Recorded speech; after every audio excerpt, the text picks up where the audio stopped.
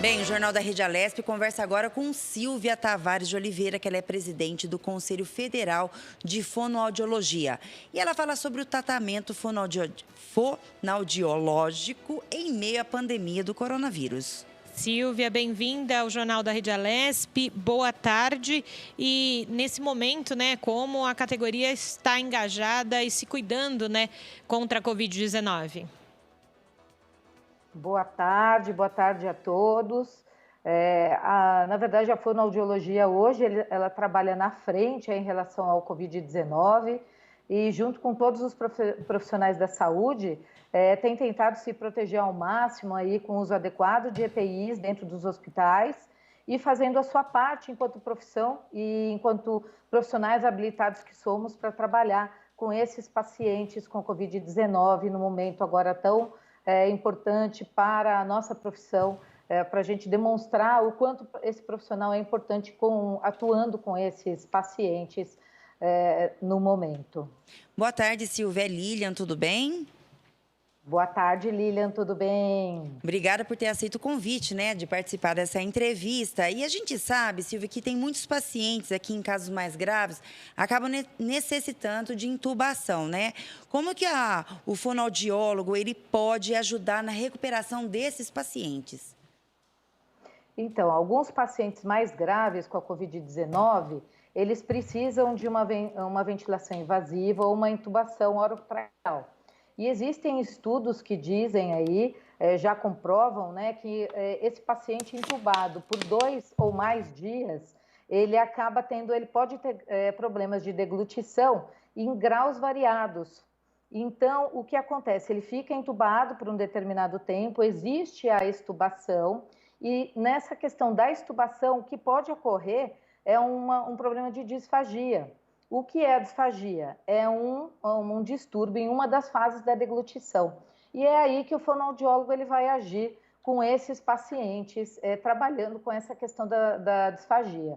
Isso pode ter graus variados, então depende muito da situação do paciente, da idade dele, da fragilidade em que ele se encontra nesse momento.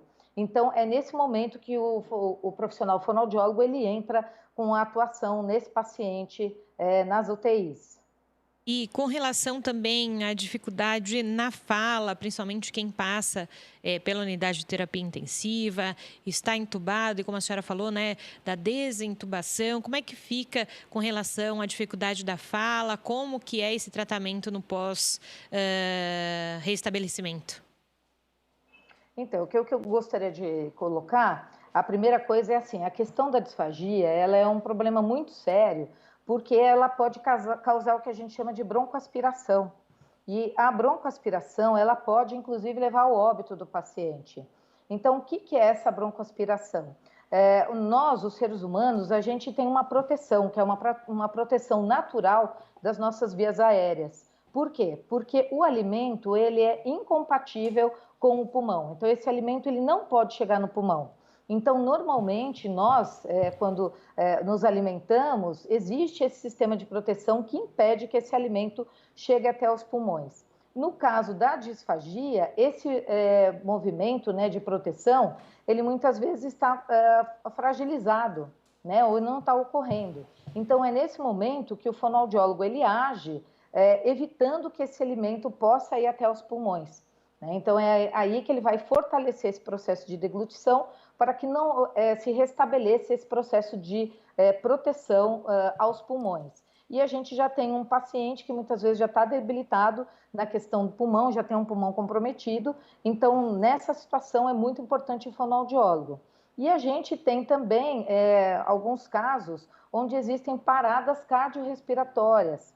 E essas paradas cardiorrespiratórias, elas podem causar tipos de comprometimentos no cérebro, e se esse comprometimento ocorrer exatamente nas áreas da linguagem, então o fonoaudiólogo ele tem que entrar para reabilitar esse paciente que por algum tipo de ocorrência e durante a doença, como consequência da doença, ele teve um problema neurológico e que vai causar esse problema de linguagem na fala dele. Então, nesse momento também, o fonoaudiólogo ele vai fazer essa reabilitação desse paciente, pois ele é o profissional habilitado e competente tanto para trabalhar as questões da disfagia, no caso da deglutição, e os casos da linguagem também. Silvia, no caso da telemedicina, né, muito em voga nesse momento da pandemia, é possível ser aplicada para atendimento de fono? Se sim, como é que deve ser feito? Qual deve ser o procedimento para quem está escutando, vendo a gente? A primeira coisa é assim, a gente não trabalha com a telemedicina, nós temos a telefonoaudiologia. A telefonoaudiologia, nesse momento de pandemia, realmente teve uma repercussão muito grande, porque muitos profissionais estão nas suas casas, impedidos de sair ou de atender pessoalmente alguns pacientes, né?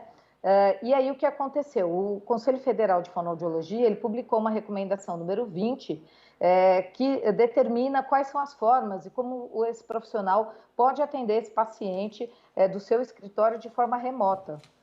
E agora, na semana que vem, nós estamos publicando uma nova resolução de telefonoaudiologia, que será publicada na semana que vem, identificando quais os pacientes podem ser atendidos.